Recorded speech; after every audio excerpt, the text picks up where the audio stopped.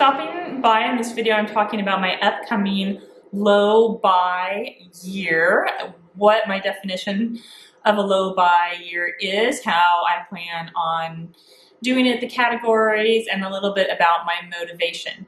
Now, I've done several no spend months, which were broader categories and shorter periods, but this whole year, 2026, I'm going for a low buy, and I'm calling it low just because it's going to be a limited number of categories I'm including compared to my no buy months, and I've got videos on those, including everything I learned during those low buy months.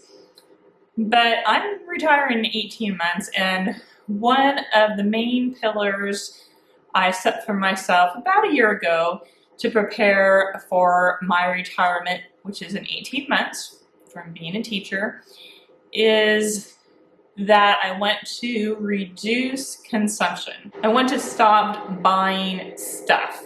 If you've ever helped someone have an estate sale or move or done it yourself, you know that it's a pain to have to go through things and get rid of them and make hard choices in the moments that are already stressful, you know, death of a loved one, or, you know, having to relocate before you were maybe really ready.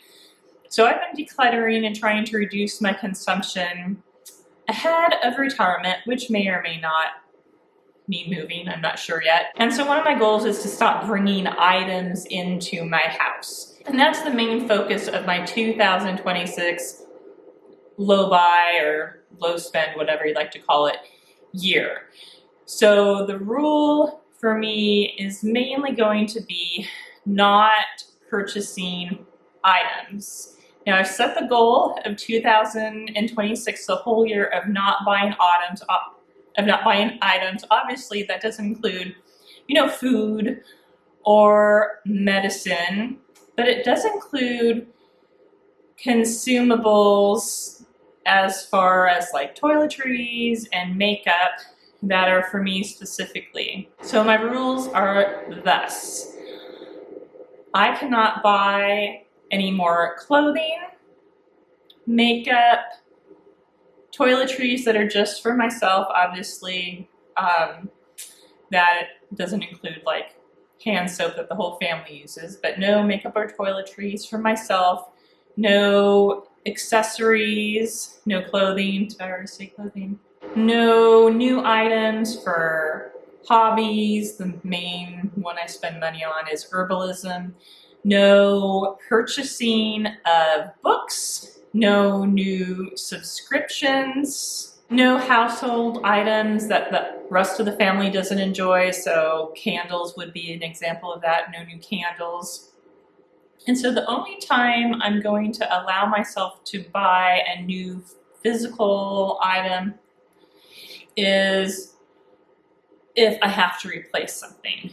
You know, if I wear out a pair of my jeans, which I have 3 pairs, if I wear one of them out, then I will allow myself to buy a new pair, you know, if you get a hole in the knee or something. Same with other clothing items. I have a very minimalist wardrobe to begin with. It's all going to be in good shape at the beginning of 2026, but if something actually wears out and isn't presentable, you know, to wear to work or out in public, then I'll allow myself to replace that. And when I do so, you know, I'll hit up Goodwill, but I don't really wear out clothing too frequently. I won't allow myself to buy more makeup or moisturizer, that sort of thing, until I actually use up all of the moisturizer that I have, all of the mascara I have. So I can replace those sorts of items. But things like the candles, I won't replace. No buying, you know, doodads or decor for the house, none of that. But anything that's, you know, consumable or semi-consumable, like clothing, or, you know, if my glasses break, something like that, then eyeglasses, not drinking glasses, I will replace those. But it's going to be a game, kind of gamifying it to see how far into the year that I can go without replacing any items, and I'll be starting January 1st. How I'm prepping is to kind of already just get in the habit of not buying items, but not having it be a hard, fast rule yet. So generally I have the feeling that I don't buy a lot of things just because, you know, I'm in my 50s. I really have everything that I actually need, so I don't have to buy things usually until they break, but let's see if reality matches what I feel. All right, so I'm just going to do a quick review of the last few months of some of the items I bought, physical items I bought, to see what category they are from, and so what might be challenging for me to give up. Okay, so the last physical item that I purchased that wasn't a gift were some new cloth napkins for Thanksgiving, so I won't be doing that again. On November 3rd, I bought some golf balls for my plantar fasciitis to exercise my feet. If you haven't, you know that's very painful. So that is something, you know, that would fall under medical for me, so I am going to spend money on medical devices if I have to. November 1st, I bought a book that I still haven't read. Got some clothing on October 29th. And in October, I got some clothing and some items for my hobby. I got a new mixer. So I'm buying a few things each month. Some I would allow myself in the year ahead. For example, the mixer, because my other mixer was broken, just a hand mixer. But I wouldn't buy a new book. See, and this does happen especially with non-fiction professional books. I just get excited hearing someone on a podcast and I go buy their book, but really I got everything I needed from the podcast.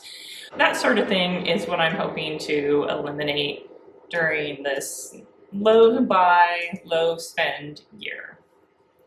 And every month I give myself $400 for my own personal guilt-free spending money, and $90 goes to my massage / facial subscription, and I have an $8 subscription for a herbal website. That's one of my hobbies, is herbalism, and the rest of it does just get spent, and I spend almost all of it every month. This gets spent on items for myself. So there is a potential to save, you know, a good $300 or so a month by not buying things. All right, have you ever done a low buy or low spend month? Or I see a lot of people are doing like quarters now. Have you ever done a low buy, low spend year?